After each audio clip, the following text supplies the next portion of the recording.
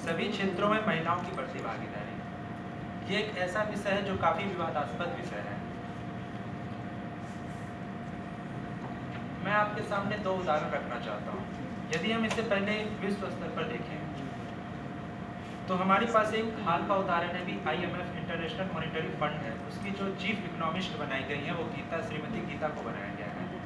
वो पहली महिला है विश्व की जो इस पद तक पहुंच चुकी है, और वो दूसरी भारतीय हैं। पहले रघुराम राजन थे और दूसरी भारतीय ये बनाई गई है, बट महिला में वो पहली महिला है विश्व की जिन्हें इस पद पर नियुक्त किया गया।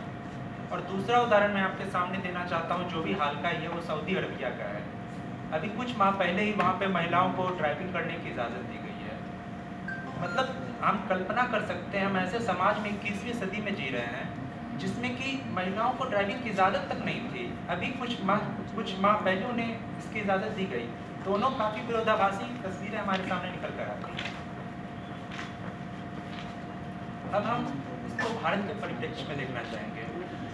भारत में भी एक कहते हैं इंडिया और भारत, दो लोग मानते हैं, एक अमीर भारत एक गरीब भारत। यदि आप अर्बन क्षेत्र में देखें, शहरी क्षेत्र में देखें, तो बिल्कुल आप पाएंगे लोग इसके पैरोकार मिलेंगे कि भारतीय महिलाएं तो बड़ा नाम कर रही हैं।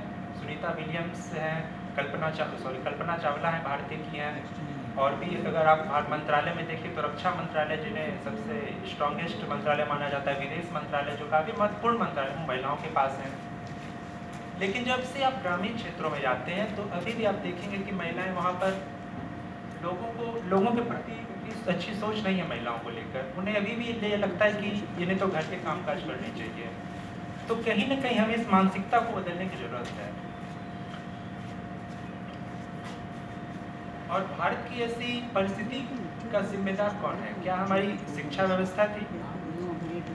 जब हम महिलाओं की बात करते हैं तो हमें यह ध्यान में रखना होगा कि यदि हम एक महिला को शिक्षित करते हैं तो वो आगे चलकर कई परिवारों को, कई व्यक्तियों को शिक्षित करती है। और यदि आप एक पुरुष को शिक्षित करते हैं तो वह केवल अपने तक ही सीमित रहता है, ऐसा कहा जाता है। क्योंकि वो महिला कभी दूसरे घर में जाती है, किसी की माँ बनती है, किसी की बहन, किसी की बेटी, किसी की पत्नी बनती है। कई सारे किरदार वो अपने आप में समेटे हुए हैं। और मैं तो भाग्यशाली हूँ कि मुझे आज के दिन यह विषय मिला। आज नवरात्रि का दूसरा दिन भी है जो हम मना रहे हैं, तो आप समझ सकते हैं। और मैं ये भी कहना चाहूँगा कि भारत, मुझे उम्मीद है कि यह परिस्थिति बदलेगी। बिल्कुल मैं मान रहा हूँ कि महिलाओं की भागीदारी बढ़ रही है, परंतु इसमें अभी और सुधार की आवश्यकता है। ये सुधार कैसे होगा? ये लोगों को जागरूक करने से होगा। हमें महिलाओं को वो वातावरण देना होगा, वह माहौल देना होगा कि वो आगे आए।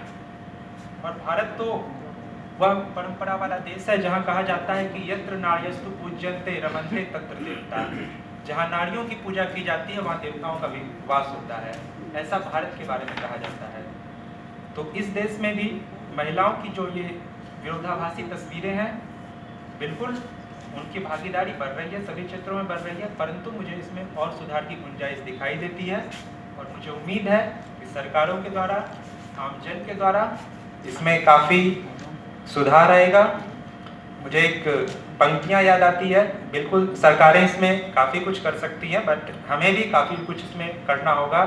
एक पंक्ति है कि न किसी राहगीर न किसी रहगुजर से निकलेगा, न किसी राहगीर न किसी रहगुजर से निकलेगा, ये हमारे पाँव का कांटा है बस हम ही से निकलेगा। तो महिलाओं के बारे में भी हमें ही पहल करनी होगी। सरकारें कर रही हैं, जरूर करेंगी, लेकिन हमें भी इस मामले में उन्हें वो माहौल देकर, वातावरण देकर उनके लिए और अच्छा वातावरण प्रस्तुत करना होगा ताकि वो आगे आएं और विश्व स्तर पर अपना नाम ऊंचा कर सकें। धन्यवाद।